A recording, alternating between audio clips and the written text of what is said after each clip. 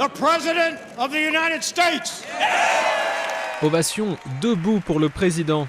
Le geste est rituel, mais il symbolise cette année les vœux des démocrates et républicains de travailler main dans la main.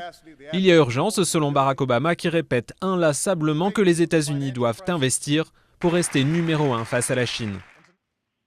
L'enjeu aujourd'hui n'est pas de savoir qui gagnera les prochaines élections. Après tout, nous venons d'en avoir. L'enjeu, c'est de savoir si les nouveaux emplois et les nouvelles industries s'implanteront dans ce pays ou dans un autre. 2 ans après son investiture, Barack Obama ne s'appesantit pas sur son bilan avec un chômage à près de 10%. Le président préfère tracer la route des prochaines années, innovation, recherche, investissement dans les transports, éducation, une bataille générationnelle qu'il compare à celle menée par Kennedy dans les années 60. Nous réalisons de grandes choses. L'idéal américain perdure.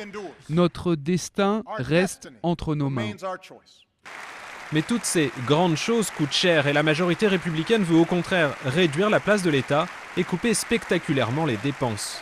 Attendre de la bureaucratie qu'elle développe l'innovation, la compétitivité et qu'elle aide les consommateurs à choisir, cela n'a jamais fonctionné et ça ne marchera pas maintenant.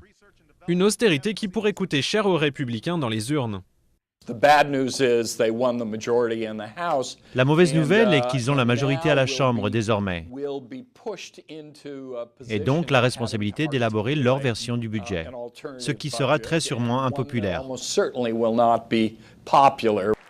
Barack Obama est repassé depuis quelques jours au-dessus de la barre des 50% d'opinion favorable.